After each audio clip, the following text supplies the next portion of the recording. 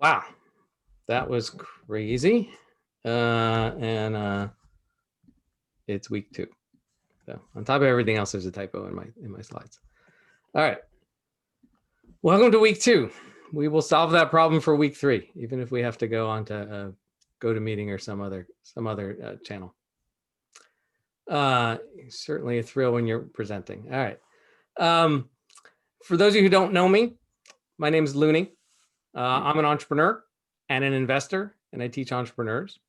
I've been doing entrepreneurship for almost 30 years. I started my first company here in Seattle in 1992. If you're not speaking, go on mute, please. All right.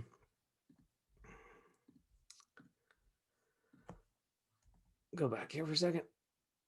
All right. So I've been an entrepreneur for ages. I did 5 software companies for 20 years in the 90s, early noughts. And then I switched topics in 2011, 2012. So what I found was this very strange business school out here on Bainbridge Island. It was called Bainbridge Graduate Institute. It was the first business school in the world to teach how to do good through business. And I had heard about this a little bit, but I really didn't know how it worked, right? I was just a for-profit entrepreneur, someone who was trying to make as much money as possible. Same rat race you read about in the papers. And that's where I learned that this was possible. So I wound up teaching there. I taught there until they basically ran out of students. And along the way, after teaching, I started this organization called Fledge. Fledge is a global accelerator that helps mission-driven for-profit companies. We help them grow and thrive, and we invest in them. That's where I became a real everyday professional investor. We spun out a few things from Fledge. One of them is the Angel Accelerator, where you are right now. I'll tell you how that works in a minute. Another one is a Pan-African investment holding company called Africa Eats. I'm all excited about that one, but I'm not going to tell you anything more about that today. And then I have a nonprofit on the side that does some amazing work as well in the world of venture philanthropy, and I'll mention that at the end. Fledge is a global network of impact accelerators. So it's not just one program here in Seattle, which we do run, I personally run, but actually teach others how to run accelerators. And this is the network. This is the organizations that use some pieces and parts of the Fledge system to run their programs as well. You can see some use our brand and some don't. We've been running programs all over the world. We've done 17 of them so far since 2012. The Angel Accelerator is itself also a network. It's a brand new network. We just started it legally next month, but we started it this month. We prototyped it last year. The Angel Accelerator is a program that takes the ideas of a startup. Oh, I think that's the next slide, actually. It takes the ideas of a startup accelerator and applies them to the world of teaching angels. So we're running 2 programs right now. You're in the program powered by Fledge, or you're in one of our free webinars. In the morning, we run a, oh, God. Excuse me a second.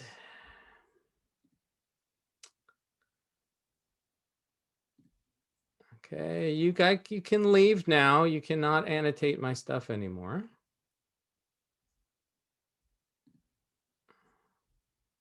And clear. And just go away. Go on 4chan and go do something else. Don't bother us. We're busy. And we're not reading the chat window, so don't bother there either. All right. So there's 2 programs running now. One's the Angel Accelerator that's focused here in the US. There's another one that's focused on Africa. We do the same topics at the moment. We do them in the morning, our time. So that's 9 a.m. Pacific, our time, 5 p.m. in Europe. And then we have a third partner. That partner is up in Canada. So if you're Canadian, you should turn to spring.is. Not right now, after the free programs are over. And they're running some of these programs up there as well. All right, we looked at where you guys were from. And just real quick, the you as in the bigger crowd, from all over the place. I'm still flabbergasted that I can sit here in Seattle and, you know, there are people from Asia on this call. There's somebody down in Peru. I think the person from Colombia came back. I didn't get them on the map this time. This is a global phenomenon. This idea of impact investing is not a Seattle idea. It's not a Silicon Valley idea or New York idea. It's an idea that's spread around the world. And as I said, we're taking the best practices of the startup accelerators and we're applying them to angels. And the reason we're doing that is a fewfold, but the key reason is that the normal way to learn angel investing is something of an apprenticeship without a master. It's an apprenticeship where you basically just watch the people who have done this before for a while, and then you copy what they've been doing. I just noticed I'm not on video, so not only can I not see you, but you can't see me either. So I'll fix that. So normally what you would do if you want to be an angel is you would join a group, you would watch what they do, you eventually figure out what the words mean that they're saying, you eventually might join in some due diligence meetings, and at some point you would get up the nerve to write a check. And after a while, you might do that a few times, and you might get comfortable enough to do it over and over and over again. And then eventually, maybe years down the road, you might lead your first deal. Well, we think there's a better way to do this. And so the accelerator we've set up is much more structured than that. So we have people sign up for an actual program, and then we give them a structured education on what it means to be an angel. What we tell you what all the terms mean and go as deep as you want to go. And then even more importantly, we don't just teach you how to do it, we make you do it. So you put up money at the beginning and we use that money at the end to make actual investments. And we do this in 10 or 12 weeks. The Africa program's 12 calendar weeks long. They're going to take a 2-week spring break. The US program is 12 calendar weeks long, and we're going to do all 12 weeks. Calendar looks like this. So here we are. We're in week 2 of 7 free workshops. And then beginning of March, we'll start the paid program, and it runs every Wednesday through May 19th. So if this is a convenient time, if it's convenient time now and then it's convenient for you. It's a once a week program. Again, 7 free workshops. This is week 2. Next week, we'll go deeper into how impact investing works. The ones in February, we haven't announced yet. And this is all a warm up to the paid programs. So we will have, we'll have you sign up again in March, and then the 12 weeks come later. And in those 12 weeks, we're going to go, as I said, we're going to go deeper. So we'll cover some of the basics. In fact, what we'll do at the beginning is we'll have a lesson all set for week 1 and a get to know you and a deeper conversation about what you want to get out of the program. But we'll also do in week 1 is figure out where you guys already are. And so I know from the registration links that a lot of people have done impact investing before, or at least done angel investing before. And so if the majority of the group already has done that, then we're not going to start with angel investing 101. We'll jump straight into something that's deeper and more meaningful and more useful to you guys. And if the group is mostly newbies, then we'll start with angel investing 101. We have a ton of topics. We did this last year, and because of the pandemic, I think we did 18 sessions or 19 sessions, and we're only doing 12 this time. So we have plenty of content to pull from. And again, I have 30 years experience running companies and working one side of the table or the other in terms of venture capital.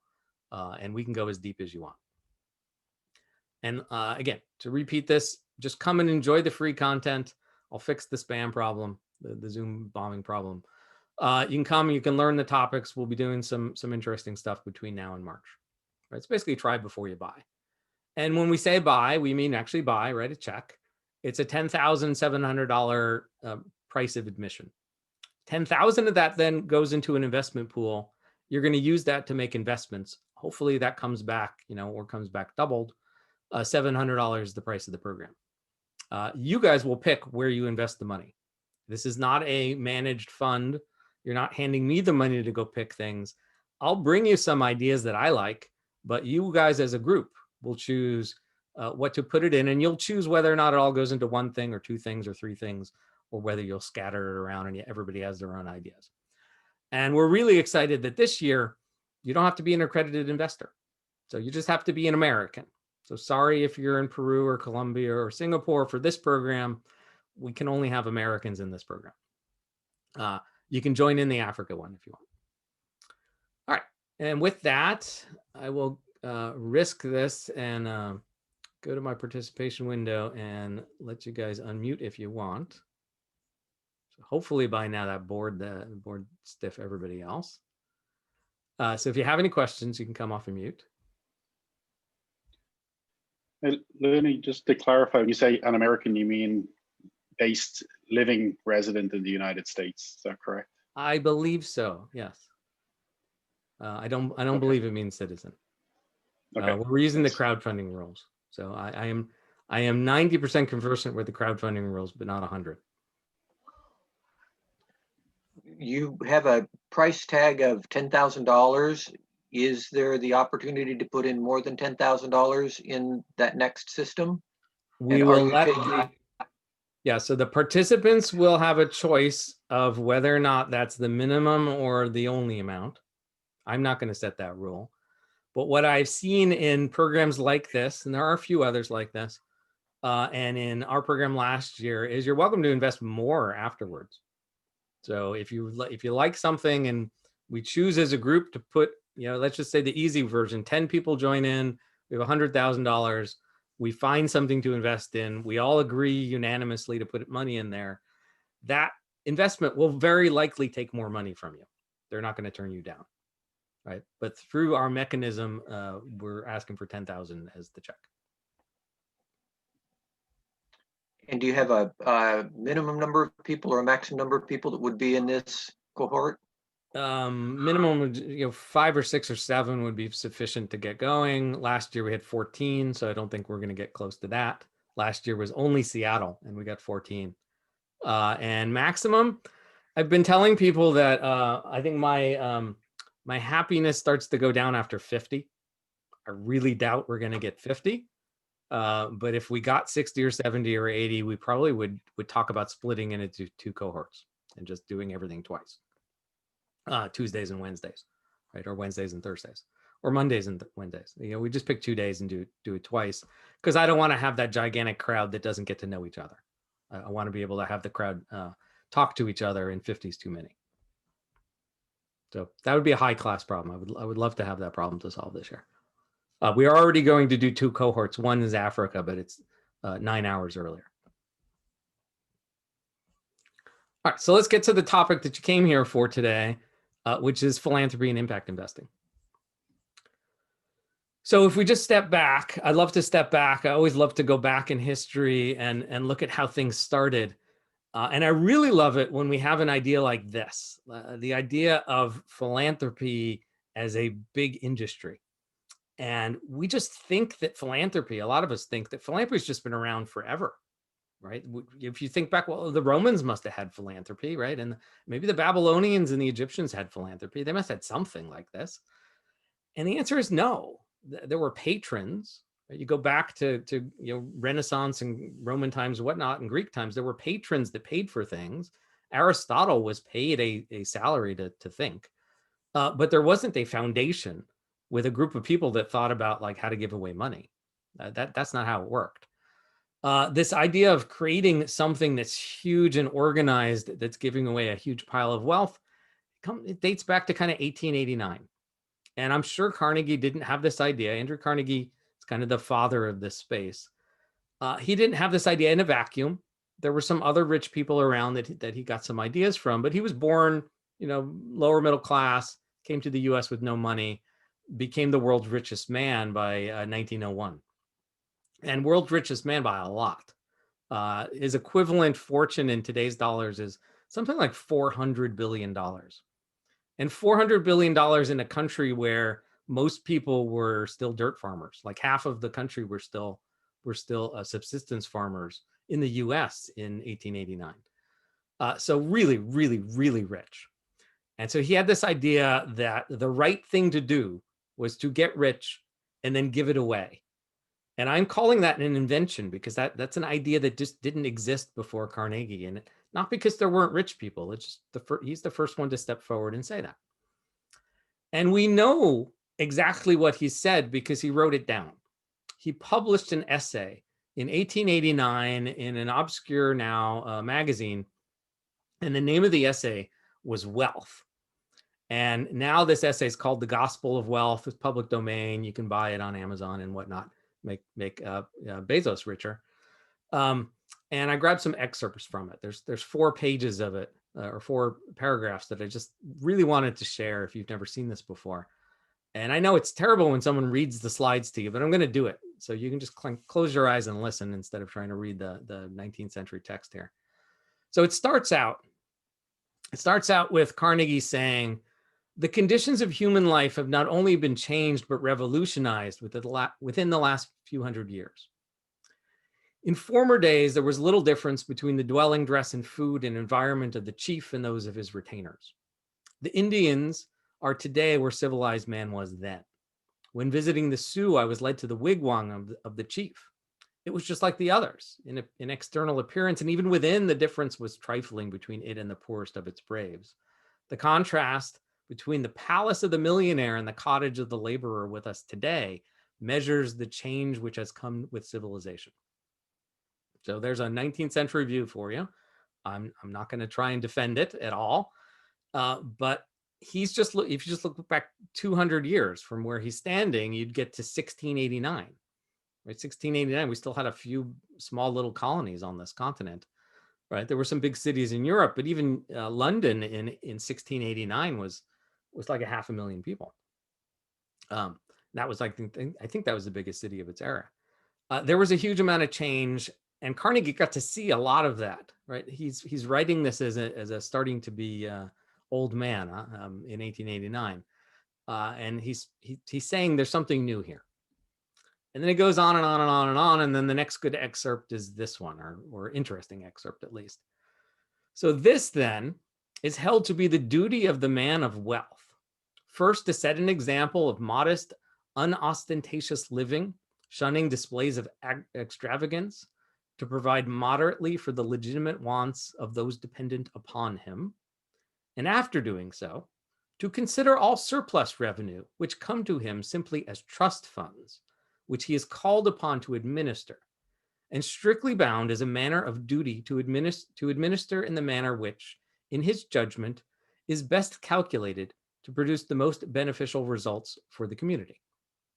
The man of wealth thus becoming the mere agent and trustee for his poorer brethren, bringing to their service his superior wisdom, experience, and ability to administer, doing for them better than they would or could do for themselves.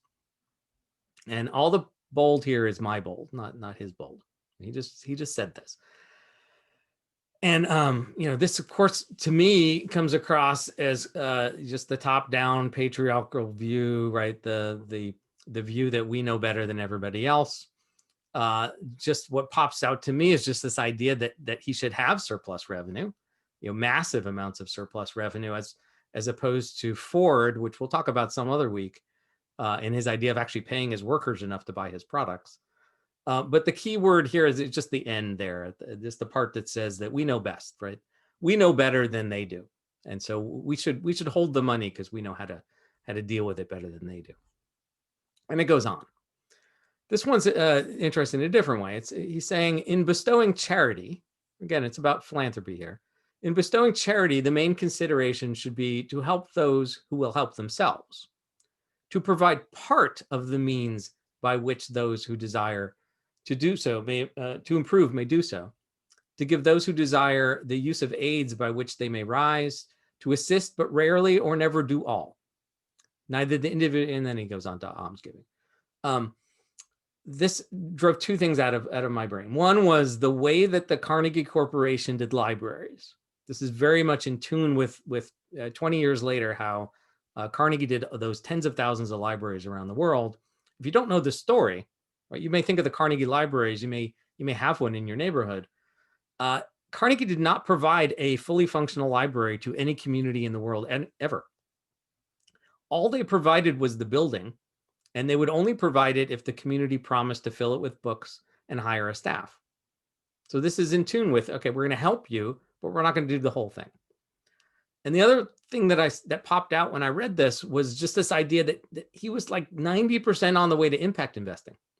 Let's give them some money to do what they need, but he just thought of doing it in the form of charity. I'm going to give you that money as opposed to let you use it for a while, and then I need it back so I could give it to somebody else. So he didn't make that leap. That leap came 110 years later, 100 years later. All right, and the last part, the very end of his essay, are these words. So it says, thus is the problem of rich and poor to be solved. The laws of accumulation will be left free, the laws of distribution free, individualism will continue, but the millionaire will be a trustee for the poor, entrusted for a season with a great part of the increased wealth of the community, but administering it for the community far better than it could or would have done for itself. A few more lines, and then, of such as these the public verdict will be, the man who dies thus rich dies disgraced. And that's the key piece of this idea, that you need to give it away. And not only do you need to give it away, you need to give it away before you die. So it's slightly different than the idea that it turned into, which is make as much money as possible and then create the foundation that survives you and lives on in perpetuity. This is the idea that you actually give it away before you die. And so Gates is most of the way there, but not quite there. Gates Foundation is supposed to expire within, I don't remember the number, 20 years, 15 years after he and Melinda pass on. And again, what's interesting in here to me is just the fact that the Carnegie philanthropy organizations, I'll have to say it in that manner, still exist and are still giving away his wealth. So he might have died not rich, but his money lives on, which is an interesting little twist here. All right. So what we have is, in a nutshell on one slide, this idea of make as much money as possible and give it away. And I put them in corners on purpose. I put them in opposite corners on purpose. The make as much money as possible for Andrew was Carnegie Steel, humongous company. Timing was amazing, right? He built a steel company when the Industrial Revolution was kicking in, when the railroads were being built, when the skyscrapers were being built. It was a good time to be a steel company. He sold it in 1901 to J.P. Morgan, who merged it with a few others and created U.S. Steel. That still exists today. On the give it away side, well, this idea, this thing that he was doing was so weird that it got lampooned and lauded at the same time in the same comics. So this is like this front one here is from Punch magazine, which is a humor magazine in Europe. This idea that this rich guy's giving away his money is just crazy to them. And there's a couple other cartoons on there. What did he give it away to? Well, he couldn't form a foundation because they didn't exist. The corporate form of foundations hadn't been invented yet. So he couldn't create one of those. And it was okay because there really wasn't any tax yet. There wasn't any corporate tax. There wasn't income taxes yet. So he just spun up the Carnegie Corporation of New York. Just didn't have to pay taxes because there was no such thing. It started in 1911, as the seal shows. And that's the organization that did the libraries and a bunch of other things. And then he created something for peace and science and a world prize. And my favorite of the whole pile is Carnegie Mellon University, because I'm a proud alumnus of that school. And keep in mind the Mellon will show up again in there as well. Okay, so that's what Carnegie did for us. He gave us this idea of get rich, give it away. Get rich, create something that looks like a foundation to give it away. And the problem that fell out of that, the unintended consequence of this idea of all these rich people giving away their money, is that for the next 100 years, we turn to those foundations to be the source of solutions for poverty and hunger and health and everything else that's a big global issue. Right? We'll talk about this UN Sustainable Development Goals some other week. But those are the list of big issues. And the expectation is that the philanthropists and the governments will solve those problems. And we, the consumers and all the rest of the companies out there, well, we're off the hook. It's not our problem. It's the problem of philanthropy to go solve that. Well, that's a problem, right? That's a problem because, as you'll see in about a half an hour, they can't. And it's a problem. It's a problem that can be described by this book. And I love to pull out this book in my lessons because it's not a book on economics, and it's not a book on philanthropy, and it's not a book on anything that I ever talk about, but it shows up in all of my conversations. And if I don't want to try and do the show of hands here because your videos are probably off. But when I do this talk, or some other talks in a room, and let's just imagine 100 people in the room, just imagine the day when we can do that again. And I ask a show of hands, how many people have heard of this book or read this book? Usually 2 hands go up, sometimes 1, sometimes 0. And what I find fascinating is, I've not read this book either. It's sitting on my shelf downstairs. It's sitting on my shelf because my wife is a philosopher, and this book was in her dissertation. You go, okay, philosophy book. It's actually a book. It's not even a philosophy book. This is a book about the history of science. Thomas Kuhn was a historian about science, trying to understand how science worked. And this is the book that defined what a paradigm is. And that's why I bring this up all the time, because everybody on this call knows what a paradigm is. And if you don't know a definition, because it's actually hard to define, a paradigm is described by Thomas Kuhn as a set of beliefs, right, in the scientific space, a set of beliefs, so that when you get a piece of evidence, you either absorb it in because it fits your beliefs, or you ignore it because it does not fit your beliefs. And so a lot of things in life that are these ideas that just are around, that we think have been around forever, like philanthropy, we actually have a paradigm for philanthropy. And the paradigm is the rich people have all that money, they'll give it away and they'll solve the problems. And again, we don't have to worry about it. That's the paradigm that exists. And the paradigm shift that we need to get to is, no. Impact investing is actually the solution. And we can all do that. And we should all do that because we have big problems to solve. So we come back to this space here. And so I'm going to rename those 2 corners. Top corner, I'm going to call investing. Bottom corner, I'm going to call philanthropy, right? Make as much money as possible and give it all away. And the reason I'm putting them on the corners is that there's a continuum here. There's a landscape, and they're connected. And so you got to step back and think about, well, how are they connected? They both move money around, but one's more like in and the other one's kind of out, right? Well, here's how I connect them. So we'll do 2 axes. We'll do the vertical axis and the horizontal axis. So we'll start with the vertical axis. And for that one, we're going to look at financial return.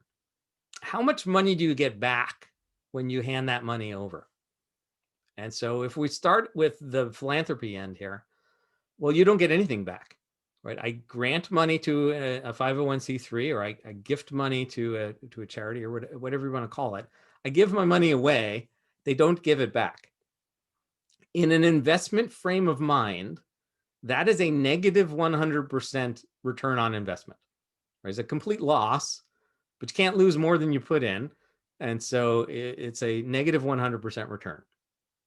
And so at the top of this, we don't have a bound on how high it can go. At the top, it's as much money as you can possibly have back.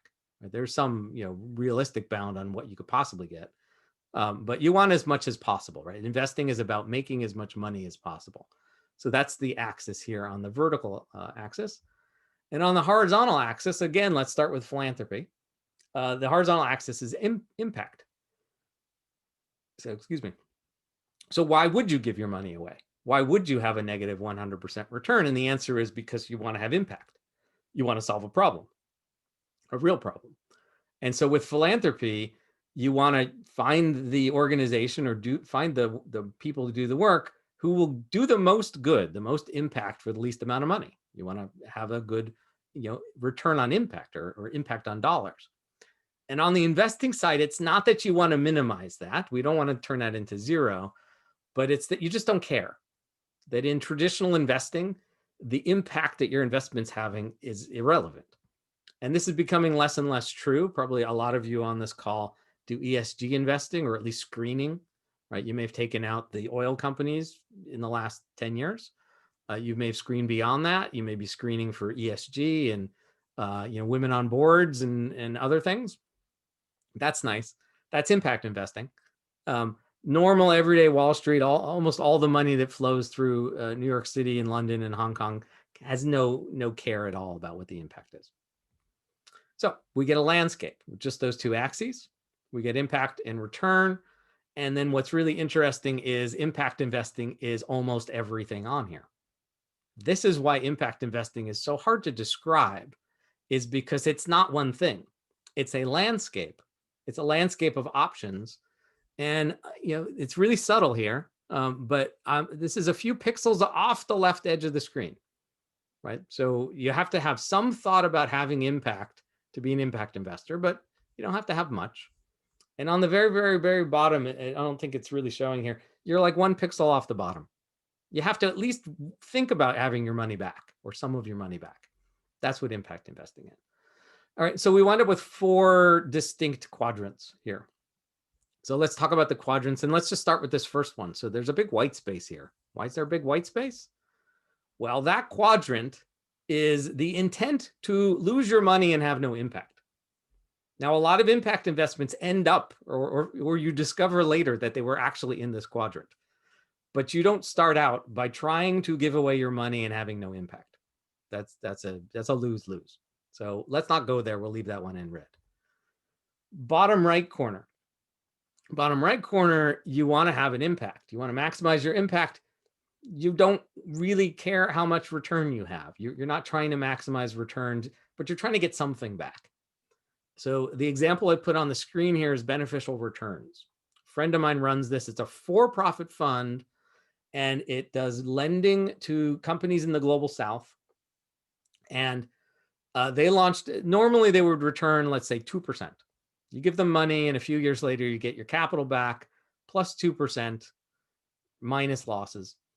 And hopefully the losses are small, so they're less than 2%. But last year, they launched a fund specifically for COVID mitigation, and they promised that they would lose 2%. So the highest possible return you can get is negative 2% minus losses. And a huge number of investors showed up and gave them money. Happy impact investors that decided that, yes, what they wanted to do was help those companies, and the best way they could do that was by losing 2%. And there's a ton of funds out there that are in this space, plus or minus 5, right? Small returns or small losses, very, very common. Let's go up to the upper right corner. Up and to the right is supposed to be the best, so we'll call this the best corner. This is the corner that I try and do my work in. All right, and I also have some friends who run a global network of impact venture capital funds. They're called Capria. They're based here in Seattle as well. They're totally in this corner as well. And this corner is about making money, making a decent return, in fact, as much as you can, but having the most impact you can at the same time. So a balance. So something in the middle here, you get your money back and a reasonable return, whatever that is for you, but you've had some impact, right? Some impact. Whereas way over here, you got a huge amount of impact and a tiny return. And then in the upper right corner, you have an amazing return and you've had an amazing impact, right? That would be the Nirvana company. There's a few of those in my portfolio. They're doing great. And then in the upper left corner, we got one more quadrant. This would be a group like the African Business Angel Network. So you think, okay, well, it's hard to not do impact in Africa, but ABAN, they're looking for the unicorns of Africa. They're looking for the companies that scale up, that do tech, and they're not trying to help the poorest of the people in Africa. They're trying to help the middle class grow, which is needed as well, but it's not quite over on that right side. They want the biggest return possible, and they want to have some impact. They're just not trying to maximize it. Here in the States, the best example I have of this is a company I actually invested in. It's called IX Investments. It was founded by the grandson of Warren Buffett. So it's a holding company that does impact investing and does it to maximize its returns. But they don't sit around and worry about, is this the most impactful thing they could possibly invest in? They really just sit around and go, is that impactful, yes or no? And if it is, okay, great. Now, is it going to give us a great return? So that's the corner that's the ESG world is sitting in. Let's make money. Let's do some good, but let's not try and maximize that impact side. Let's maximize our money returns. All right, that's my landscape. And when I present this landscape, and I've done this numerous times, one of the pushbacks I get is you forgot about risk, right? Investing is supposed to be risk return, not impact return. Right? You're missing the key variable here. So let's look at risk.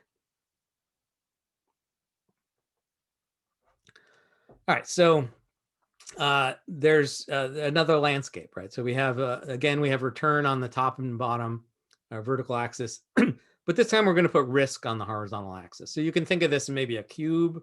Impact is kind of hiding. It's been twisted around and pointing in and out now, but we're just going to ignore impact for now and just stick some asset classes on this chart. Just grab this from the internet. Here's 6 asset classes. So cash is an investment. A lot of people forget about that, but you have the cash sitting in your bank, earning almost no interest, is an investment. You're taking almost no risk. If it's small enough, it's backed by the U.S. government in the U.S. And so you're taking a tiny risk. You're being paid a tiny reward for that. And then the next one up would be money markets and bonds and things that are fixed income, and all the way up to shares. Shares being public equities, and then beyond that to be private equities. You can keep going up the risk path. We can throw Bitcoin way up in the top left corner if we wanted to. So what you're supposed to see, right, according to the theory, according to what the wealth advisors tell you, according to the modern version of portfolio theory, well, the higher up you go, the more return you're supposed to get. So let's see how it works in real life. This is a chart that gets published every year. I happen to have an old one here from 2014. It doesn't really matter.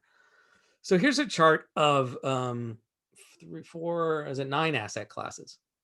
So this one has real estate in there, and has international stocks and emerging markets and various kinds of bonds. But basically, it's a whole bunch of different asset classes that are supposed to have a bunch of different risks associated with them. So just to be clear, cash is supposed to be the lowest risk. And in this pile, REITs is real estate. That should be a lot lower. That should be around the same as I think AA bonds. But let's just look at 2000. Let's just see what happened. Well, cash was third.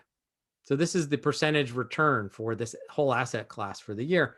The cash was supposed to be the low risk. You're not supposed to have a high return on cash, but something happened in 2000 and cash was third. And these risky stocks were at the bottom. You're supposed to have a higher return for taking more risk on stocks.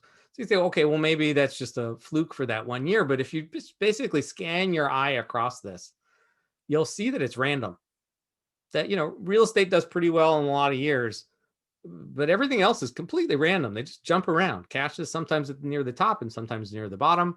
There is actually in real life no correlation between risk and return on asset classes.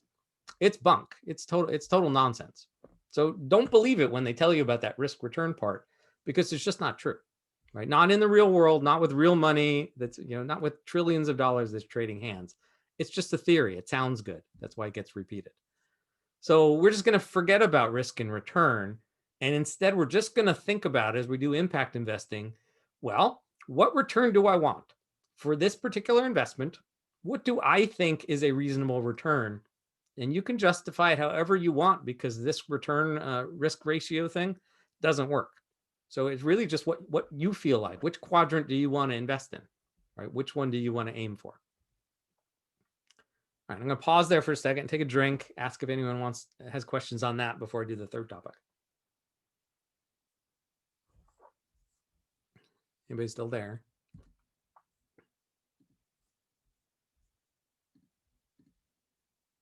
Okay, people are still here. I can't see anybody when I'm presenting. It's very difficult if you haven't done this. It's like just speaking to an empty room. All right. Yes? We're all here. We're just trying to process fast enough because the fire hose just got turned off and I'm trying to get some air. Yeah, okay. So it is recorded.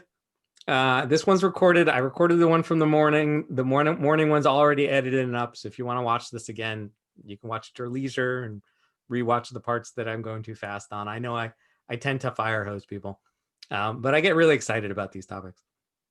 All right. So let's do one more story. And this story is a little bit of research. If you haven't noticed, I really love to dive in and do some research and do analysis. This is a really wonky analysis topic. I did this first on stage at Fledge, a demo day. I think it was 2016. So it was almost 5 years ago. It's a tale of two Seattle companies. For those of you who don't live in Seattle, that's the Space Needle. That's kind of our mascot building of Seattle. It's just an observation tower. It was built for the 1962 World's Fair. The Beatles were up there, right? And Elvis. Anyway, so this is a story of two iconic Seattle companies. One's a nonprofit, one's a for-profit. We're gonna take this opportunity to look at the nonprofit sector versus the for-profit sector. We're gonna dive in and see what philanthropy does. And so I picked two companies, and I picked two companies. One of them is the largest of its kind in the world on the nonprofit side. And one of them used to be the largest of its kind in the world on the for-profit side. And what they have in common, besides being in Seattle, is that they were both started by college dropouts. And the joke goes, it's the same college dropout, right? So of course, one is Microsoft and one is the Bill and Melinda Gates Foundation. All right, so why is the Bill and Melinda Gates Foundation the biggest foundation in the world, right? Two reasons. One is they give away more money than any other foundation. In fact, they give away twice as much money as the number 2 foundation.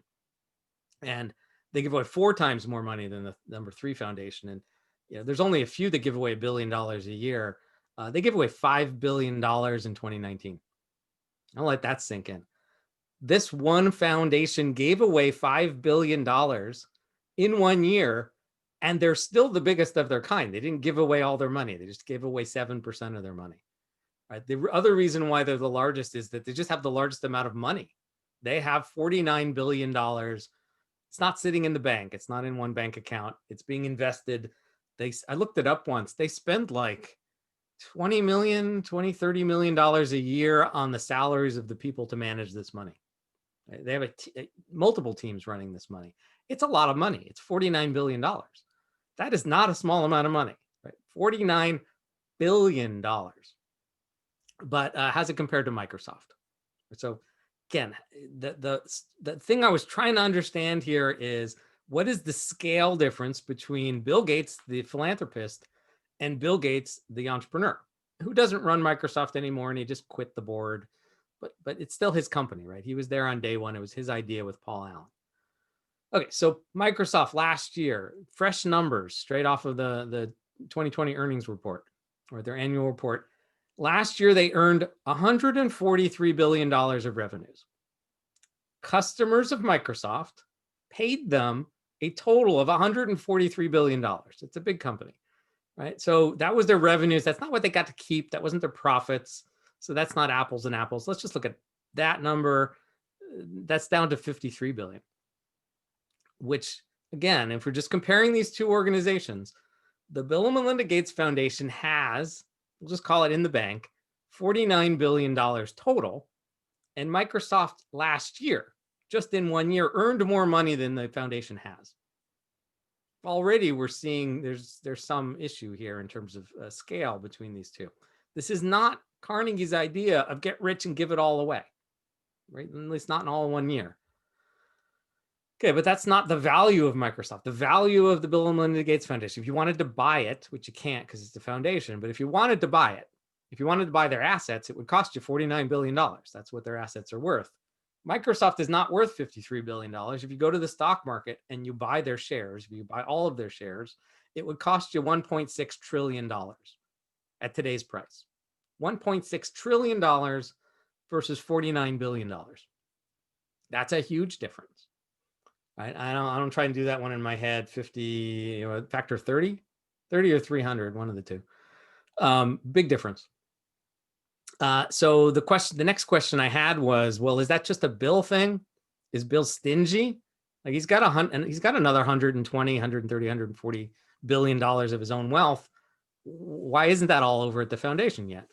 Right? And even if he did, even if he gave every last dime he owns, it would still be a fraction of Microsoft. Right? Of course, he doesn't own the whole thing of Microsoft, but it's just a staggering difference. And the question was, is that Bill or is that just how things work?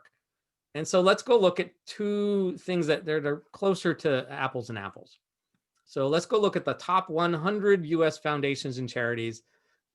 They're all foundations. The biggest ones are all foundations versus the top 100 public companies. And I'm picking the public companies because there's easy to get data on them. I can't do the same with the private companies. Okay, so who are the 100 biggest foundations and charities, the biggest 501c3s in the country? Well, it turns out these are not the names of the foundations. These are the sources of capital for those foundations. So the number one biggest one is Bill and Melinda Gates. I told you that. That came from Microsoft. Number two is the Ford Foundation. Number three is it's not called Getty. It's called something else, but it was the founder of Getty. The next one is Robert T. Johnson Foundation. Then we get the Hewlett Foundation, then the Kellogg Foundation, and then the Packard Foundation. So I only put the logo in once. And I can't remember the founder of Lilly, not Eli Lilly, Lilly, the pharmaceutical company. But his foundation is named after him, not his company. And then we finally get one that's not a company. We get one that's a bank, right? An insurance company bank. And then we go back to the founder of Intel, Andrew Mellon. I said, remember Mellon. Andrew Mellon was the chairman, was the Treasury, he was the Treasury Secretary back at the beginning of the 1900s. He was banking in his family, but they're also the founders of Alcoa, the big aluminum company. Then the next one down from that is not the Facebook Foundation. So I don't think there is a Facebook Foundation. It's the Silicon Valley Community Foundation. And so the money that's in there, it's 10 or 11 billion dollars. Well, Zuckerberg put $1 billion in himself, and the Google guys put in some money and so forth. It's like the thing to do if you're rich in Silicon Valley is donate to the Community Foundation. And that foundation's the largest of its kind by something like a factor of 6. Then Bloomberg has a foundation. Then it's the New York Community Foundation with the Helmsley's money. That's real estate, another banker.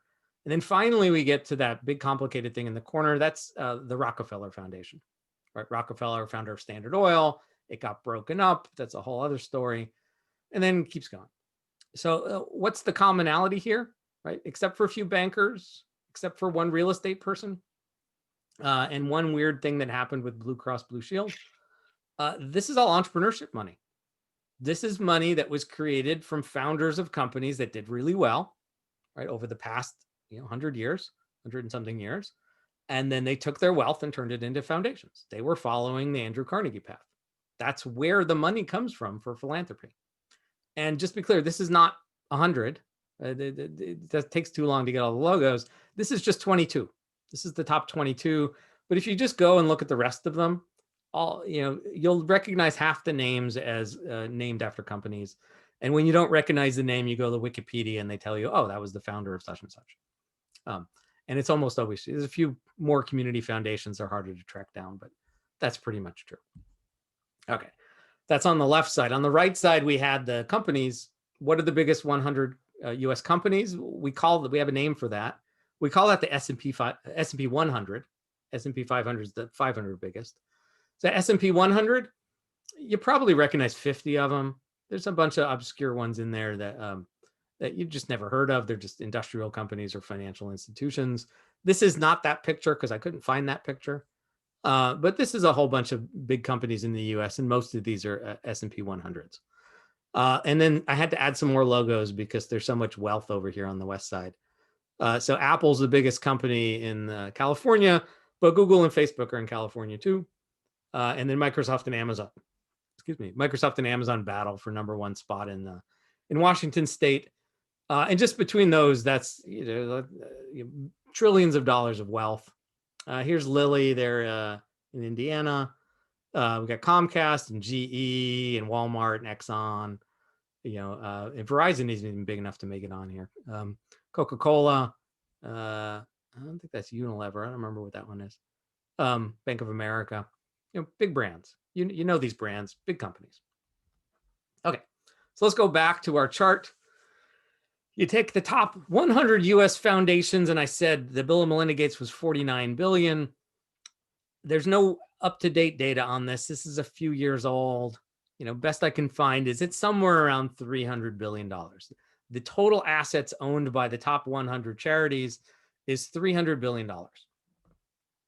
That's not as big as Microsoft. Remember, Microsoft was 1.6 trillion just by itself, just one company. So 100 foundations, not just 100 randomly selected, the biggest foundations in the whole country. They only have 290 billion in assets. It's not one Microsoft. It's not even half of Microsoft. It's not really to scale here. it's hard to, if you do these charts and you try and do them to scale, you end up with like 1 pixel on a lot of the charts. Okay, the top 100 public companies, they don't fit at all. We would have to, this bar would go up to like, I don't have 8 more stories in the building, but it would literally be like 8 stories tall, because the top 100 US public companies are worth $18 trillion. Right, $18 trillion versus the wealth of the foundations is 290 billion. So when I was looking at those 2 ratios before, and it was, 30 or 300 or whatever, it's irrelevant because it only gets worse. The further down you go down this list, the worse it gets in terms of this ratio of how much money is sitting on the nonprofit side versus the for-profit side. And if we went to the top 1,000, it would get worse again, right? Because the 101st foundation is way bigger, or sorry, is way smaller than the 101st public company. The charities get smaller much quicker. It's an issue, all right? But that's not the whole story here. We got a few more numbers to throw out here. The foundations have $290 billion. They don't get any income, right? These are the foundations. They're not charities. They're not getting, except for a few like Gates who are still alive and funding them. Most of their founders are dead. Most of the founders are done giving money to these companies. Their endowments are being invested to grow, but there isn't a giant pool of money coming into them like there is customer revenue on the right side, on the public company side. So they have $290 billion. They invest it. They aim to make 9, 10, 11% per year in investing, and then they give away about 7% of it. So they're trying to be perpetual and they're trying to grow, and they make a few percent per year on a good year. They gave away $20-ish billion last year. Again, the most recent numbers I could find were like 2017. So Gates grew a bit. Let's just call it 22 just to be generous, because remember, Gates gave away 5. And so they didn't give away a quarter of all the money from the top foundations. It's probably more like 20%. But they probably did give away 20% of all the money given by the top 100 foundations. Probably 5% of all the money given by foundations was Gates dollars, that $5 billion. So I got a question for you guys. I would like to pop yourself off mute. We're going to talk about poor people for a second. And let's just think about just solving one problem. Let's just imagine that we had the power to turn to those charities and those foundations and say, 2021, we're just all going to focus on one problem. We're going to focus on wealth inequality in the world, global wealth inequality. What percentage, if we said the bottom, let's just do it in the chat window so everybody can join in and not be embarrassed, and we can get rid of all these crazy things. If we were to say, of all the wealth in the world, and I don't remember the number, it's a double-digit trillions of dollars. Of all the wealth in the world, how much is owned by the bottom half of humanity? 3.5 billion people. What percentage do they own? Just toss a percentage in the chat window. Do they own half? Do they own, quarter? They own. Okay. We got our first answer. Okay, our range so far is between 0.01% and 5. Got a 2 and a 1.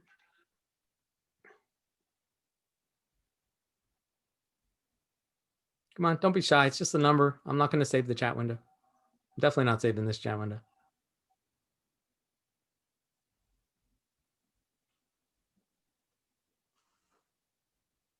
Chat window button on the bottom. All right. Well, the answer is, and by the way, there's a YouTube link on here. I'll send out the slides. It's a really good video. It's less than 5%. It's something like 1 or 2% is owned by the bottom half of humanity, right? The gist of the video is to show that the graph doesn't fit. The amount of wealth that's sitting over here in the top 1% or top 2% or top 5% of the world, that doesn't fit. If we were to show what that actually was, then this would just be invisible. You wouldn't be able to see how little money there is. Second question I want to toss out there is, if we were to set the global poverty level at $5 a day, the World Bank and UN, they call it $1.90. I've seen people living on $1.90 a day. That's inhumane. $3 a day. I've seen plenty of people living on $3 a day. I would not want my worst enemy to live on $3 a day. So I'm going to set the global poverty level at $5 a day, which is still not great. Right? It's not a nice living. You probably will have some days where you don't get to eat. You're not gonna your kids might not have shoes at $5 a day, but we'll just call it $5 a day. How many people on the planet live on $5 a day or less? Right, and we'll just call 7 billion people on the planet. I know it's a bit more than that, but round numbers here. So give me a number. How many?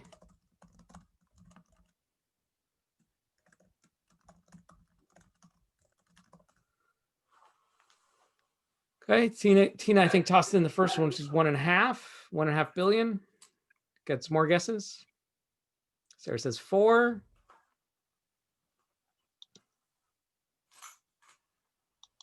Come on, two more guesses. Somebody. 3, 2, and 2 billion. All right. So for that one, I would point you to this guy who unfortunately passed away, Hans Rosling, amazing statistician and researcher. And this particular video that he did with these baskets, he's showing the distribution of wealth across the world and how it's changing over time. And so what we have here is 1, 2, 3, 4, 5, 6, 7 baskets. And it turns out more or less half the people in the world live on less than $5 a day. So I kind of picked that number on purpose. I would much rather have it be higher than that. But 3.5 billion people out of 7, or 3.7 billion out of 7.5, whatever you think people live on the planet at the moment, half the people live on less than $5 a day. Half. Say that again, half of everybody, right? We don't see that in America. We have our, the people living on the streets probably have more than $5 a day. All right, so let's just say we were going to try and solve that problem with philanthropy. So we were going to do something for the people who were $5 a day or less. We had the $20 billion of all those top 100 foundations to pull from. Just do some simple math. So 20 billion divided by 3.5 billion people is $5.71 per person. Maybe I'm wrong. Maybe it was 22 billion. I'm forgetting the other, 1,000 charities out there. So maybe it gets to $6 or $7. But the point here is it's just not enough. Like if you were to run a charity, if you were to run an NGO and you wanted to run a project and bring something to a bunch of people living on $5 a day or less in a village somewhere in the global south, it would cost you more than $5 to bring that to them. Like that would be your whole budget just to get your team there. If you want to give them a cook stove so that the wives and the kids don't die from cooking smoke, which kills 4 million people a year. Well, I can maybe get you an Obama stove from Ethiopia for this price.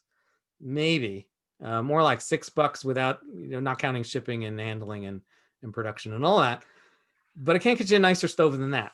And it's a pretty good stove. I'm an investor. But if I wanted to do a solar lantern, if I wanted the kids not to die from smoke inhalation, to be able to do schoolwork at night and all the stuff they talk about with solar lanterns, this isn't enough.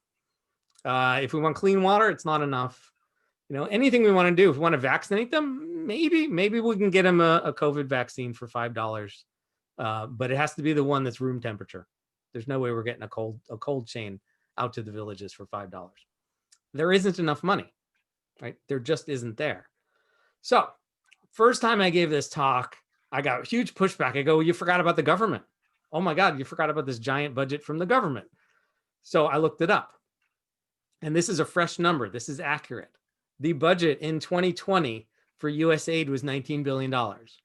And it was up from the year before. It did not get cut. It's not been thrashed in the last 4 years. Every single dollar of foreign aid that the United States sends out of the country flows through USAID. It's the umbrella organization for foreign aid. We do send some other aid with the military, and I'm just going to posit that it's a net negative, right? Whatever's flowing through the Pentagon is probably not actually doing good for the world. We'll leave that out. So just the stuff that's actually supposed to be doing good And this budget includes all the buildings and all the staff in Washington and all the USAID offices around the world, right? That's paid out of this budget as well. So this money is not only going to the poor, but let's just say it did. And again, we had the power to just say, okay, we're sending that budget and all the other budget. So we got $39 billion now. We're going to go spend that on the poor, global poor, solving global poverty. Great. Our budget's $11. Again, it's not enough money. It just doesn't work. And then I love the ending, because the salt in the wound is to go look at the top 100 advertisers in the US. Because we know that these numbers, they're easy to look up. We know who they are as well. I don't have to show you a whole bunch of logos, because it's Procter & Gamble, which is Tide. It's Coca-Cola, it's Verizon and AT&T and Sprint. It's GM, Ford, Fiat Chrysler. It's the big brands. They're the ones that are buying the big ads, right? The ads you see, it's Budweiser, and the ads you see at the Super Bowl, the ads you see on the billboards, the ads you see on TV. Those are the big buyers. Just the top 100 of those, because we're trying to keep the apples and apples and apples here. They spent last year, fresh number again, they spent $189 billion selling us stuff we're already buying. Like, I don't know about you, but I don't really need to see an ad for Tide. I know what Tide is. And I know there are new, young adults every year that maybe don't know what Tide is, but I really don't understand why Tide is still advertising. Like, it just seems like they would make more money if they just stopped, or they would earn more money if they just stopped, but they don't. They're like the number 3 or number 4 advertiser brand there is. And P&G is by far the number 1 advertiser there is, period, on the whole planet. Anyway, just to put the salt on the wound, we spend more money in this country selling us stuff we already buy than all the charity that's done in this country combined. Right? That's just crazy. And so the way I conclude this analysis, my takeaway from this is that we really have to break that paradigm, that we have to go back to this book, because there just isn't enough money on that left side of the screen to do what we're expecting it to do. We can't solve any of the big problems with just that philanthropic money, because they just don't have the money. And yet on the right side, literally, I've never been to any place on the planet. I know there are, I think, 2 countries where this is not true, but I've never personally been to a place on the planet where I can't get a Coca-Cola within 15 minutes. And I've been to some pretty remote places in the world. But I love to tell the anecdote, right? So just imagine this. I kidnap you today, and I blindfold you, and I put you on an airplane, and I fly you to some remote, airstrip somewhere in the world. And then I put you on a smaller plane, and I fly you to a yet further remote airstrip. And then I fly away, and I hand you $100 US bill, and I say, I'll pick you up if you can pick up a Coca-Cola within an hour, right? Text me on the sat phone, and you will succeed. There's pretty much no place you can go that doesn't have an airport and a Coca-Cola machine somewhere within an hour's walk, right? Why? Why can Coca-Cola do that, right? And make money? And the answer is because it makes them money, because their path is to go forth and bring us stuff that we want to buy. And with that money and profits, go and spread it around the planet. And that's the only way we can solve these problems, is by doing that, solving the real problems of the world. And that is what impact investing is. All right. So thank you for sitting through my fire hose. Just to wrap up, and then I'll open up to questions. We're in week 2. There'll be more like this. Again, we'll solve the Zoom problem for next week.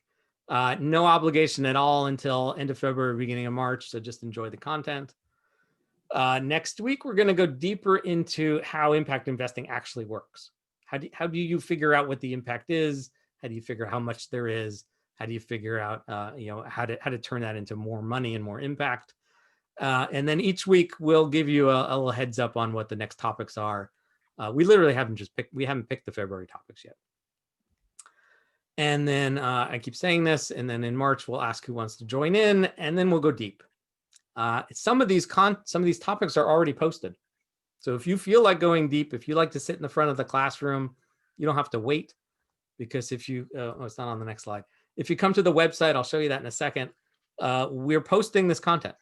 So today's content, I posted it an hour before I started dealing with the Zoom bot people. the cost of the program. So if you're going to commit, what we're asking for is $10,700. 10,000 of that is an investment.